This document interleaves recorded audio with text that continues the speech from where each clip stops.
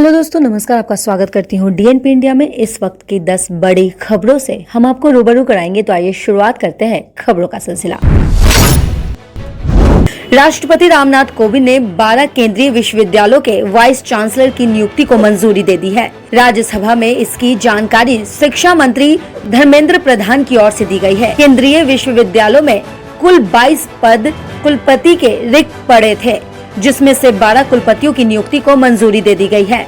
राज्यसभा में इसकी जानकारी देते हुए शिक्षा मंत्री धर्मेंद्र प्रधान ने बताया है कि विश्वविद्यालय में कुलपति की नियुक्ति एक लंबी चलने वाली प्रक्रिया है। केंद्र की मोदी सरकार ने कोरोना के खिलाफ टीकाकरण पर अब तक कुल 9,725 करोड़ रुपए से अधिक खर्च किए हैं। इसकी जानकारी शुक्रवार को लोकसभा में स्वास्थ्य मंत्री डॉक्टर भारती प्रवीण पवार ने दी है। उन्होंने बताया है कि देश में चल रहे कोरोना टीकाकरण कार्यक्रम पर अब तक कुल 9,725.15 करोड़ रुपए खर्च किए गए हैं, जिनमें टीकों की खरीद और टीकाकरण के लिए परिचालन लागत शामिल है। इसके साथ ही उन्होंने ये भी बताया है कि देश में टीकाकरण तेजी से चलता रहेगा। उन्होंने ये भी कहा कि अगस्त 2021 से दिसंबर 2021 के बीच कोरोना वैक्सीन की कुल 135 करोड़ डोज उपलब्ध होने की उम्मीद है। संसद का मॉनसून सत्र लगातार हंगामे की भेंट चढ़ रहा है। गुरुवार को संसद के उच्च सदन राज्यसभा में केंद्रीय मंत्री अश्विनी वैष्णव के हाथों से कागज छीनने और उसे फाड़कर हवा में उछलाने वाले टीएमसी के सांसद शांतनु सेन को उसके गलत व्यवहार के बाद पूरे मानसून सत्र के लिए राज्यसभा में निलंबित कर दिया गया है। इसके बाद टीएमसी सांसद डेरेक ओब्रायन ने सदन की कार्यवाही में बाधा डालने की कोशिश की, जिसके बाद राज्यसभा की कार्यवाही को 12:30 बजे तक के लिए स्थगित कर दिया गया। हंगामे के चलते लोकसभा को सोमवार तक के लिए स्थगित कर दिया गया है। वहीं बीजेपी के राष्ट्रीय अध्यक्ष जेपी नड्डा ने टीएमसी के सदन में हंगामा पर कहा है कि ये उनकी पुरानी परंपरा है। उन्होंने इसको अशोभनीय बताया है।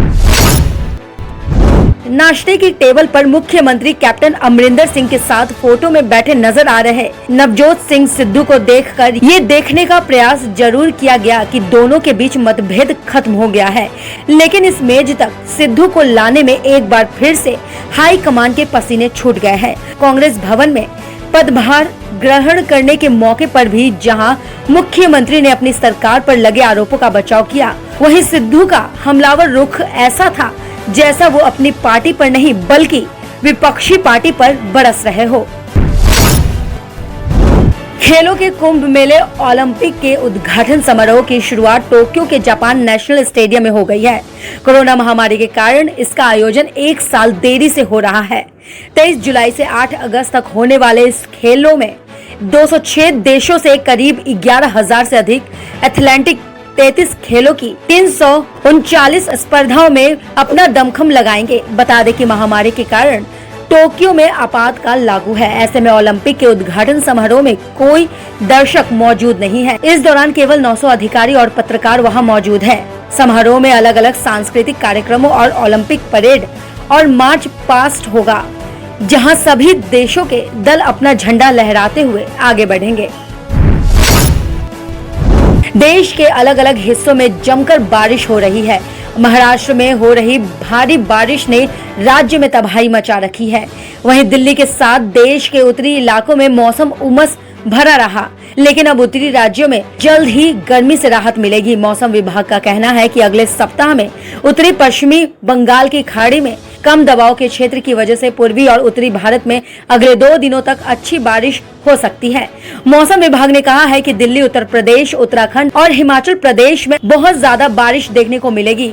वहीं तेलंगाना और महाराष्ट्र में भारी बारिश ने तबाही मचा रखी है। महाराष्ट्र में भारी बारिश का कहर जारी है। वीरवार को हुई बारिश के कारण कई इलाकों में बाढ़ की स्थिति पैदा हो गई है। जिला कलेक्टर निधि चौधरी के अनुसार रायगढ़ जिले में भूस्खलन और बाढ़ से 36 लोगों की मौत हो गई है। इनमें से 32 लोग तलाई से और सखार सुतारवाड़ी से 4 लोगों की मौत की खबर है, जबकि 30 लोग अभी भी फंसे हुए हैं। रायगढ़ के तलाई गांव में भूस्खलन से हुए हादसे में 36 लोगों की जान चली गई है। महाराष्ट्र के सीएम उद्धव ठाकरे ने कहा है कि कई जगहों पर रेस्क्यू ऑपरेशन जारी है। भूस्खलन की संभावना वाले स्थान के लोगों को स्थानांतरित करने का आदेश दिया गया है। तालिबान ने कहा है कि वो अफगानिस्तान की सत्ता पर एकाधिकार नहीं चाहते हैं, लेकिन अफगानिस्तान में शांति नहीं होगी जब तक अशरफ गनी को हटाकर नई सरकार का गठन नहीं हो जाता।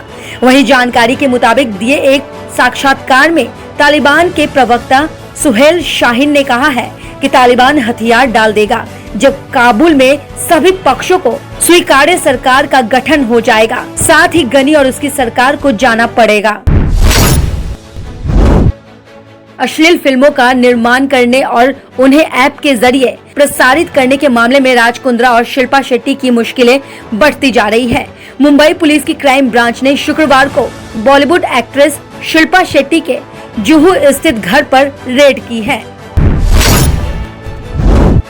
ब्लू ओरिजिन ने 20 जुलाई को न्यू शेफर्ड कैप्सूल के 4 निजी यात्रियों को अंतरिक्ष की यात्रा कराई।